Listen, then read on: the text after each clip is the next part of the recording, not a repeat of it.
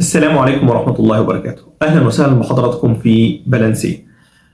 النهاردة معانا فيديو جديد من سلسلة فيديوهات دورة تصاريح العمل. لو حضرتك ما اتفرجتش على الفيديوهات اللي فاتت فيا ريت ترجع تجيب السلسلة من أولها علشان المعلومة توصلك في سياق متصل وتحقق أكبر قدر من الاستفادة. ولو حضرتك بتتفرج علينا من اليوتيوب فيا ريت تتوقف تماما وتروح تتفرج على الكورس من موقع بلانسية علشان تستفاد بثلاث حاجات مهمين جدا. أولا إنك تبعد عن المشتتات اللي موجودة في اليوتيوب. ثانيا إن حضرتك تقيم مستوى فهمك للكورس من خلال الأسئلة اللي موجودة بعد كل درس. ثالثا إن حضرتك تحصل على شهادة من بلانسية بإتمام الكورس تقدر تشاركها مع دائرة علاقاتك وتوريهم قد إيه حضرتك شغوف بالتطور في المجال ده. تمام كده؟ يلا بينا نبدأ.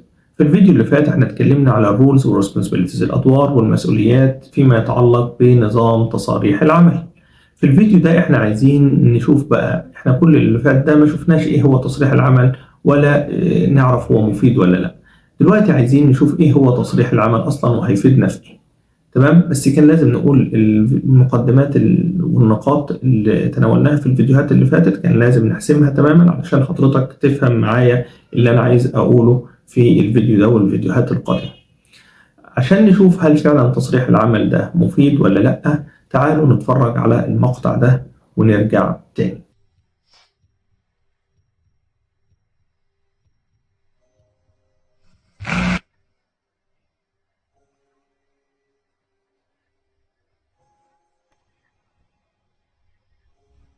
We work together in an unbroken chain that begins and ends with us. But a chain is only as strong as its weakest link.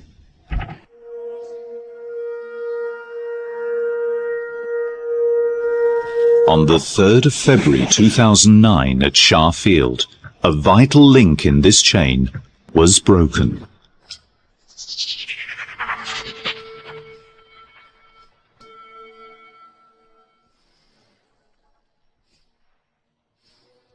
सुबह तो जब हम लोग इधर शावन में आया I came to work that सबसे पहले morning. तो हम लोग का गाड़ी चेंज है ना I saw my friend Ramesh feeding the birds. मैंने अपने से आता है और जो हमारा The rest of my colleagues were busy in the workshop.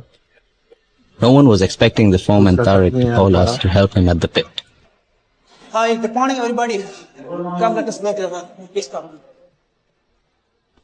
उस दिन सुबह तारिक भाई आया The foreman told us to come and finish a small job and we would do the permit थोड़ा later. काम करके आएगा खाली करके आएगा The team set off, without a permit, to work in a hazardous area.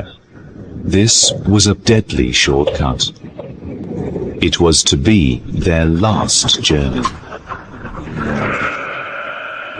Hydrogen sulfide, commonly known as H2S or rotten egg gas, is invisible, heavier than air, and deadly, even at low concentrations. Ramesh descends into a toxic death trap. तो वो जो है ना अभी उसी टाइम जो है ना ये तारिक और Ramesh was told to go down into the pit and fix the rope that had slipped off the valve. Then I saw him climb up the ladder to the second and third step, and then he fell down.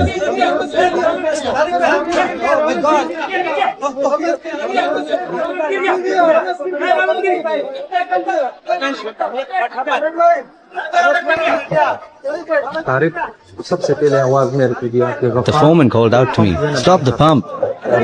I didn't know what was going on. I could see Tariq trying to lift Ramesh up, and within less than a minute, Tariq had collapsed to the ground.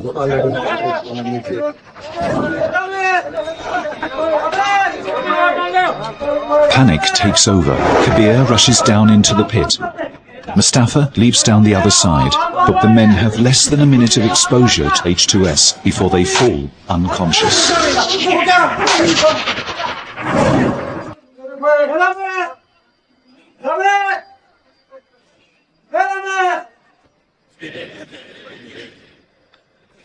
Hello hello hello What? लोग गिरा गिरा हुआ है, शाबाश, जल्दी करो, शाबाश. Kilometer 58? Okay, I'm just coming now. Hello. Hello, there is a accident at kilometer 58. Please initiate the siren immediately.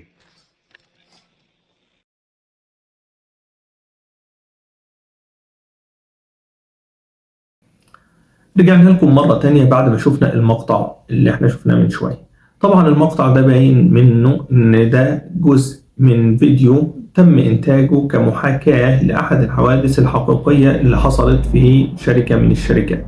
على الرغم من زي ما انتم شفتوا في الفيديو كده، على الرغم من ان الشركة دي كانت بتفتخر بنظام السلامة والصحة المهنية القوي اللي عندها، الا انه زي ما قال لك في الفيديو كده نظام السلامة ده زي حلقات، والحلقات دي بتكون سلسلة، والسلسلة دي بتكون قوتها على قدر أضعف حلقة فيها.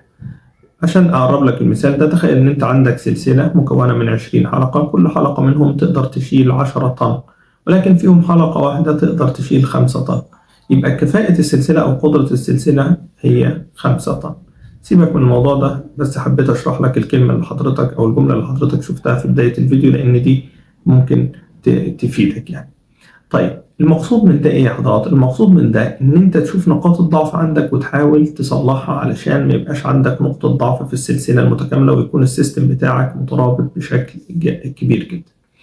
طيب زي ما احنا شفنا ان الشركة اللي حصل عندها الحادث ده ما خبتش راسها في الرملة، بل بالعكس شاركت الفيديو وشاركت الدروس المستفادة مع الناس كلها علشان ده ما يحصلش في اماكن تانية. عقبالك كده إن شاء الله لما يكون عندك ثقافة سلامة وصحة مهنية جيدة في الشركة عندك، وتقدر تنتج فيديوهات توعوية عن الحوادث اللي بتحصل عندك وتشاركها مع الآخرين. برضه ده مش موضوعنا. طيب دلوقتي السؤال بتاعنا، هل تصاريح العمل كانت كفيلة أو كانت ممكن تكون سبب في منع الحادث اللي احنا شفناه ده ولا لا؟ علشان نجاوب على السؤال ده محتاجين الأول نعرف إيه هو تصريح العمل.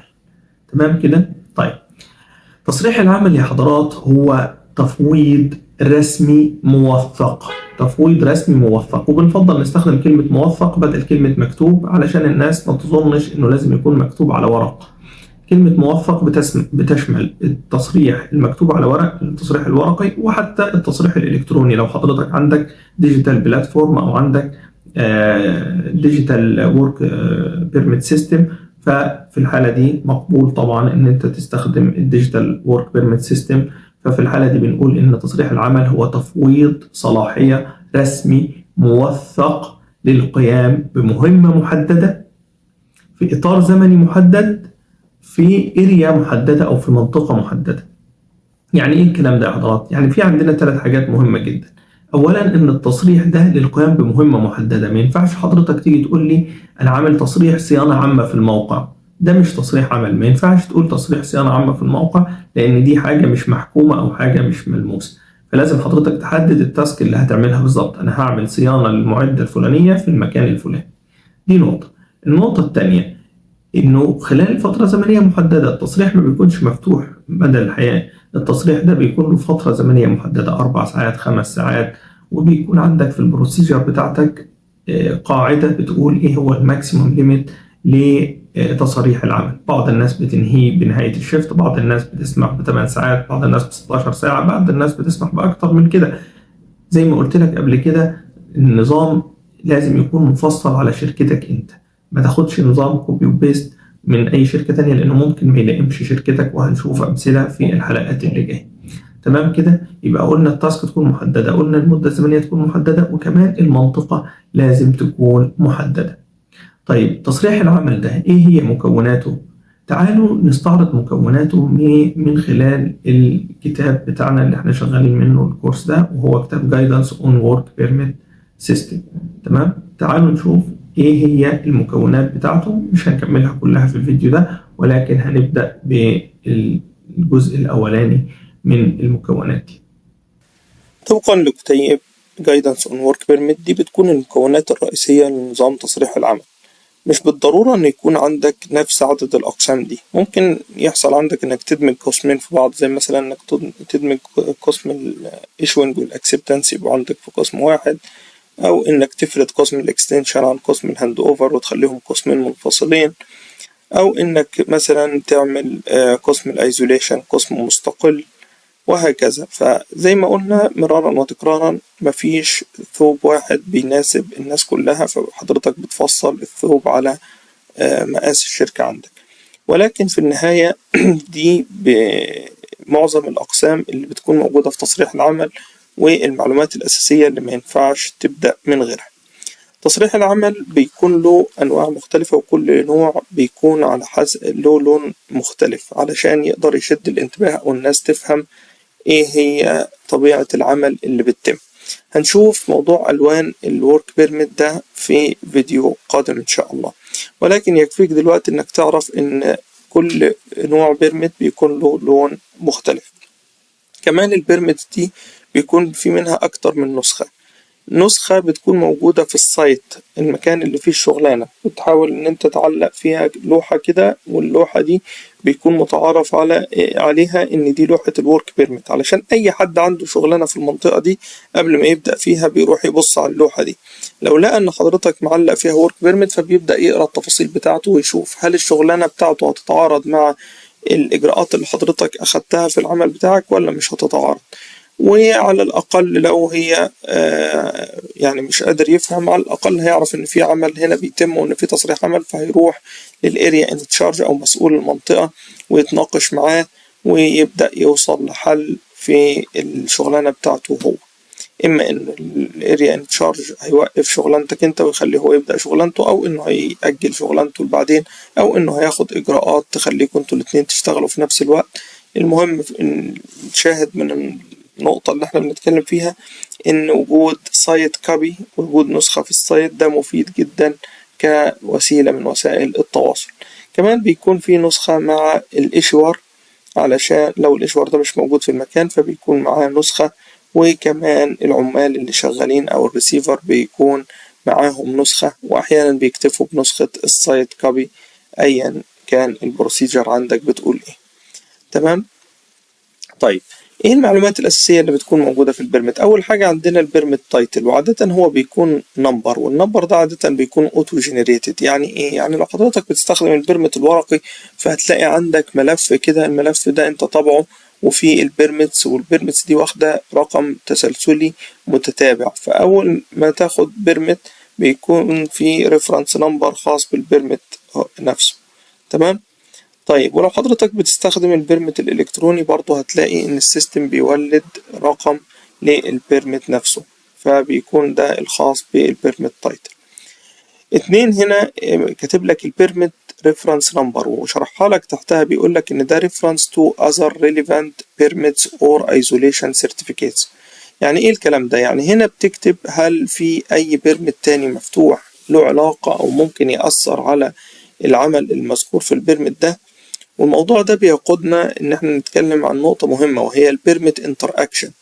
دايما يا حضرات بنكون حريصين إن لما يكون عندي عدة أعمال ليهم تأثير على بعضهم البعض إن أنا أشير ليهم في كل بيرميت، أشير للمهام المتعلقة بالبيرميت الآخر. يعني إيه مثلا؟ يعني أنا دلوقتي عندي قسمين شغالين، عندي مثلا سير كونفير، والكونفير ده شغال فيه قسمين مختلفين، قسم الميكانيكا وقسم الكهرباء مثلا، ده شغال في أول السير وده شغال في آخره. هنا بنقول إن الاتنين دول related permits، إن الاتنين تصريح دول related permits. ليه؟ لأن الشغلانتين متصلين ببعض. متصلين ببعض بإيه يا ترى؟ على سبيل المثال متصلين ببعض في الحالة بتاعتنا دي بالايزوليشن، الاتنين متصلين ببعض عن طريق الايزوليشن. فصل الكهرباء، احنا فصلنا الكهرباء على الكونفير ده عشان الناس دي تشتغل، فصلناها من بريكر واحد، وقلنا للميكانيكا يروحوا يشتغلوا وقلنا للكهرباء يروحوا يشتغلوا. فلازم أبقى منبه بتاع الميكانيكا إن في بيرميت تاني مفتوح related to him، وفهم بتاع الكهرباء إن في بيرميت تاني مفتوح برضه مرتبط بيه. يبقى كل واحد عارف إن في بيرميت تاني والبيرميتين دول متصلين ببعض أو في حاجة مشتركة ما بينهم اللي هي الايزوليشن سيرتيفيكيت أو الايزوليشن نمبر. تمام؟ فهنا بيكون في سيكشن خاص بالريليتد أو البيرميت ريفرنس نمبر أو البيرميت انتر اكشن لو في بيرميتس متصلة ببعضها أو ليها علاقة ببعضها. في النقطة رقم 3 بيكون عندي الجوب لوكيشن، الموقع بتاع الشغلانة دي. أنا مثلا لو هعمل عملية صيانة المضخة زي ما قلنا، يبقى أقول المضخة دي فين، هتكون مثلا في البامب هاوس مثلا، ولو عندي أكتر من بامب هاوس في المصنع أو في الموقع عندي فهقول البامب هاوس رقم كذا. تمام؟ على حسب الاسم بتاعها في بيئة العمل عندي أو في موقع العمل عندي. بعد كده البلانت ايدنتيفيكيشن او اسم المعدة اللي انا هشتغل فيها. البامب هاوس دي على سبيل المثال بيكون فيها مثلا عدد كبير من المضخات ولكن 16 مضخة، فأنا هكتب أنا هشتغل في المضخة رقم 5 أو المضخة رقم 6، فبعرف بالظبط البلانت ايدنتيفيكيشن أو الماشين ايدنتيفيكيشن اللي هي رقم المعدة أو اسمها يعني. فزي ما قلنا قبل كده يا شباب، لازم البيرمت بيكون لتاسك محددة، فما ينفعش تقول صيانة عامة في المضخات أو تقول غرفة المضخات، لا، بتحاول بقدر الإمكان تحدد علشان غيرك يفهم أنت شغال في إيه، فعشان كده المعلومات دي بتكون مهمة. رقم 5 ده description of the work to be done and its limitation. يعني ايه الكلام ده؟ يعني حضرتك بتكتب وصف مبسط للعمل اللي انت هتتمه. مش معنى ان انا قلت لك مبسط انك تروح تكتب صيانة وتسكت، لا، بتكتب، تحاول تدي تفاصيل عشان اللي قدامك يعرف يتخيل ايه الاعمال اللي هتتم بالظبط. تمام؟ الجزء رقم 6 بتكتب الهازارد ايدنتيفيكيشن. ومع مادام قلنا هازارد ايدنتيفيكيشن او التعرف على المخاطر، فلازم يكون عندنا حاجه اسمها ايه؟ ريسك اسسمنت. امال احنا تعرفنا على المخاطر ازاي؟ يبقى لازم يكون في تقييم مخاطر او يكون في جوب هازارد اناليسيس علشان تعرفني المخاطر اللي موجوده في التاسك دي. فحضرتك بتكتب اختصارا كده ايه المخاطر اللي موجوده عندك في التاسك، وعشان التفاصيل الأكتر اللي محتاج تفاصيل أكتر بترفق الريسك أسسمنت أو تقييم المخاطر مع النسخة اللي موجودة، نسخة البيرمت اللي موجودة في السايت، علشان اللي عايز يستزيد من المعلومات، لو حد من اللي شغالين عايز يشوف الريسك أسسمنت دي وإيه البريكوشنز اللي موجودة، يقدر يشوفها وتكون أكسسبل بالنسبة له أو تكون سهلة الوصول بالنسبة له. السكشن اللي بعد كده البريكوشن. مش احنا قلنا إن احنا لما بيكون عندنا هازارد لازم بنعمل بريكوشنز او اجراءات تحكم؟ ففي القسم ده بتكتب حضرتك ايه اجراءات التحكم اللي تمت ومين الاشخاص اللي قاموا باتمامها. هنا مثلا هو دمج لك قسم الايزوليشن تحت قسم البريكوشن. عادة انا بفضل ان قسم الايزوليشن يكون قسم مستقل حقيقة، لانه من الاهمية بمكان انه يكون قسم مستقل، ولكن اذا حطيته تحت قسم البريكوشنز محدش هيقول لك انت غلطان. تمام؟ اهم حاجة ان اجراءات التحكم دي تتم ونبقى عارفين مين الشخص اللي قام بيها علشان لو حبينا نرجع له في اي وقت. في قسم برضه عادة بيكون موجود في البيرمتس وهو البروتكتيف ايكويبمنتس او PPEs، المهمات الوقائية الشخصية المطلوبة للعمل ده، برضه بيكون ده قسم موجود في البيرمت. بعد كده بيجي قسم الإيشوانس والإكسبتنس، ودول يعني الإصدار والموافقة، ودول هنتكلم عنهم إن شاء الله في فيديوهات قادمة، ولكن في الفيديو ده إحنا هنكتفي بالأقسام اللي إحنا ذكرناها والمعلومات اللي إحنا ذكرناها، ودلوقتي هنروح نكمل الفيديو بتاعنا. دلوقتي نقدر نجاوب أو نقدر نتخيل الإجابة على السؤال بتاعنا اللي طرحناه في أول الفيديو.